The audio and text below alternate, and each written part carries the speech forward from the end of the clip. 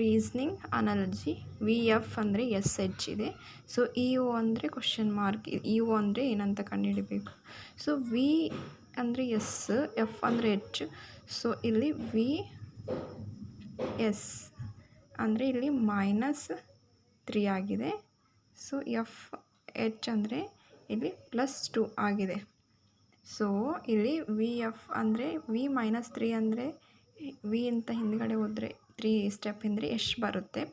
F +2 ಅಂದರೆ F G ಹೆಚ್ ಆಗುತ್ತೆ. So ಈ ಅಂತ ನಾವೇನು ಮಾಡಬೇಕು, -3 ಹಿಂದ್ಗಡೆ ಹೋಗಿದಾಗ ಏನು ಬರುತ್ತೆ ನಮಗೆ ಬಿ ಬರುತ್ತೆ.